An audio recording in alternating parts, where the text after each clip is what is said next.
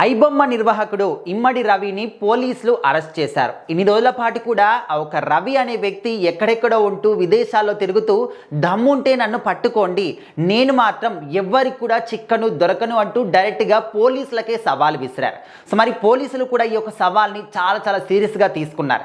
ఎప్పుడైతే ఈ విధంగా మాట్లాడాడో అప్పటి నుంచి ఏ విధంగా పట్టుకోవాలి, తను ఎక్కడ ఉంటున్నాడు, ఏంటి తన కదలికలు ఏంటి, ఏం చేస్తున్నాడు, ప్రతి ఒక్క విషయాన్ని కూడా పోలీసులు గమనిస్తూ వస్తూనే ఉన్నారు.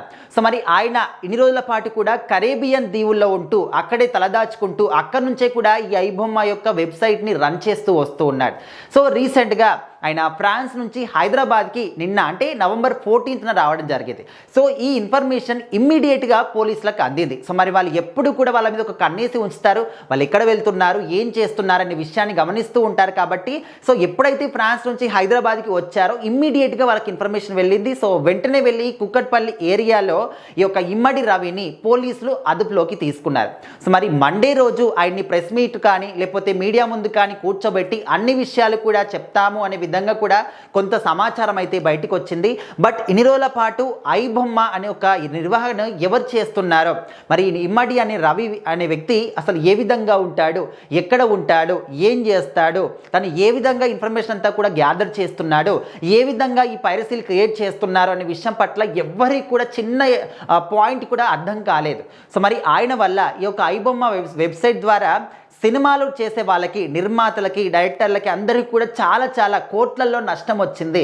సో ఆ నష్టం అంతా కూడా ఎవరు పూడ్చాలి అని చెప్పేసి పోలీసులని వాళ్ళందరూ కూడా ఆశ్రయించారు, కేసు ఫైల్ చేస్తారు ఐబొమ్మ నిర్వహణ మీద.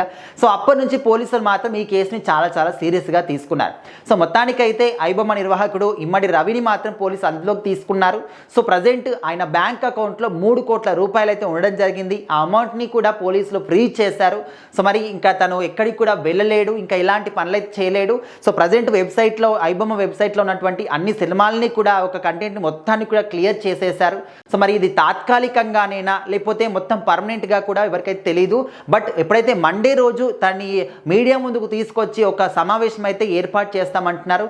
ఆ తర్వాత తను చెప్పిన ఇన్ఫర్మేషన్ ఏంటి, వీళ్ళు ఏం అడుగుతారు, ఆ చెప్పిన దాన్ని బట్టి మరి ఇది తాత్కాలికంగానా పర్మనెంట్గానా ఒక విషయం అయితే ఒక క్లారిటీ అయితే వస్తుంది. బట్ ఇన్ని రోజుల పాటు పోలీసులకు దొరకకుండా ఎన్నో మాటలు మాట్లాడి ప్రగల్భాలు పలికిన దాక్కున్నటువంటి ఈ వ్యక్తిని ప్రజెంట్ అయితే అరెస్ట్ చేశారు.